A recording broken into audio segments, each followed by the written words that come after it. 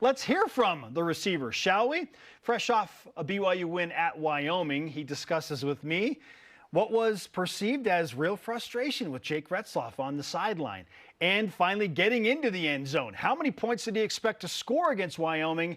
And, of course, had to ask him about that celebration dance. What inspired that? This is Darius Lassiter one-on-one on BYU Sports Nation. Darius, you scored a lot of touchdowns in your life, but you got your first one this season against Wyoming.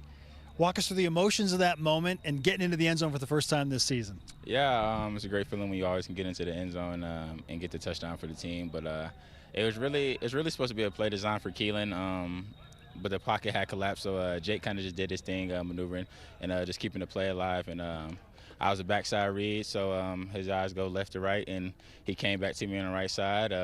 We had all the time in the world to connect on that. Walk me through the celebration specifically. Oh yeah, it was just something that I just seen on TikTok, so just to put it out there. I'm probably gonna do something like that every game. I like that. There's room for more of that. You mentioned the phrase in your answer, for the team, and your quarterback Jake Retzlaff talked about that because there was some perceived frustration, and he said, "I'll get you one," and then you responded, according to Jake, with, "I don't want it for me, I want it for the team."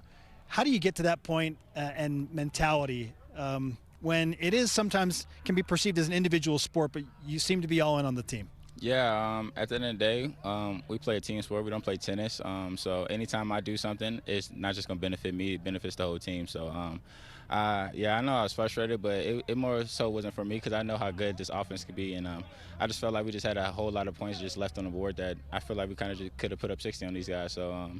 So yeah, the frustration kind of just crept in, but me and Jake just talked out. He was like, "Hey, I got you." It's like it's not for me, it's for us. We all trying to go to the same place. So my individual stats don't do nothing but help the team. You mentioned you feel like you could have put up more points. So now that you've reviewed the film and you're doing so on a win, so it's good to learn from a win. What do you feel like you are going to do better and be ready to do better against Kansas State? Yeah, we gotta limit all the turnovers. But we did that this week. Not saying that was Jake or Cody Fall. It's just sometimes the defense, they go out there to make good plays too as well. So they practice and we practice.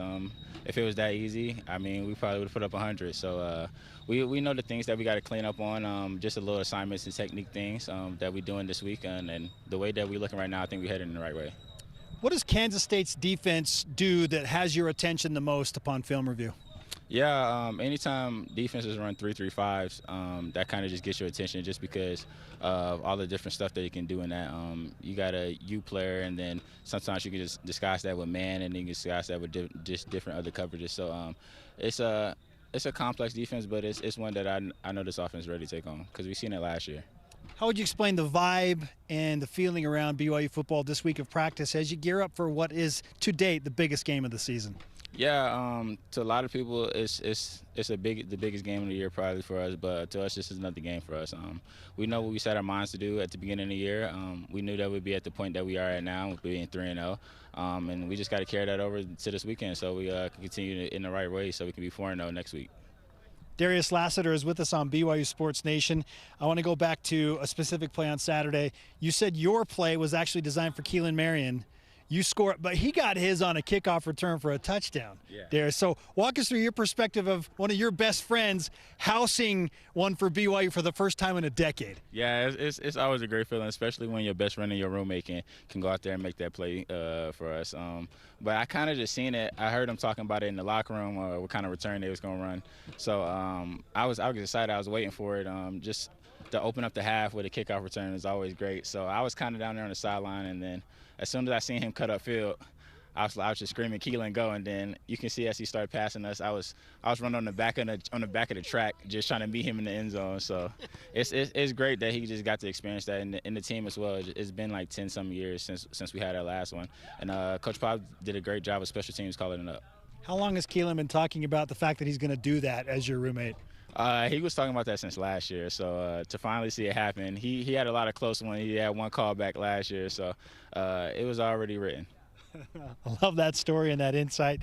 The wide receiver room as a whole seems to have great depth, a lot of options for Jake Retzlaff. How would you explain the atmosphere in the wide receivers room right now? Because you all want to help and get the team to another level. there's naturally sometimes there's some frustration. So how do you bond together and work through that frustration and get better as a unit? Yeah, I think we feed off each other's energy. So once Chase makes a play, that kind of gets us going and be like, okay, I need to make one too. Just because everybody they like when they see us making plays downfield and doing the things that we do. I feel like we have the room to do that. I feel like we have one of the most underrated rooms in the nation. But we just got to keep working each and every day, and we're going to push each other. I know you're very close with your brother who played at Kansas. You're taking on one of his arch nemesis in Kansas State. What advice is he giving to you this week as you prepare for the Wildcats? Yeah, he's just been telling me all week, just do the thing that we didn't do since I've been to college and beat K-State. So, yeah, it's going to be a fun one. He's actually coming to this one, so it's going to be his first game in Provo, so he's excited about that. What type of atmosphere are you preparing him for at Lavell Edwards Stadium? Late kickoff, the whiteout, the throwback jerseys, all the electricity around the stadium. Yeah, I told him he never experienced nothing like this. He just got a little glimpse of it last year when we played them, and that wasn't even close to what Cougar Nation's going to feel like. So he's excited. He's going to be on the field pregame, so he's just going to soak it in. What does that do for a team when you run out in that type of environment? It gets you juiced. I can't lie. Just when you go through the fire and everything else, and then the smoke, it just kind of gets you in the game day feels. And then especially when you hear the crowd just start screaming for you as you come out there, it just shows you the love and support that Cougar Nation has. And then finally, we'll end with this. How would you explain the dynamic and the relationship between your quarterback, Jake Retzlaff, and you and all of the receivers right now? Yeah, I feel like the chemistry between us and just the connection that we have is great.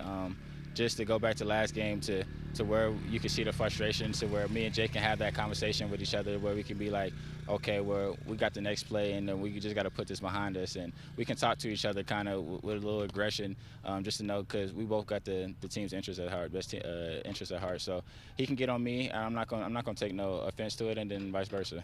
And finally, what can fans expect from BYU football on Saturday night? Oh, a dub. Most definitely a win. Love it. Darius, thanks for the time, man. Yeah, thank you.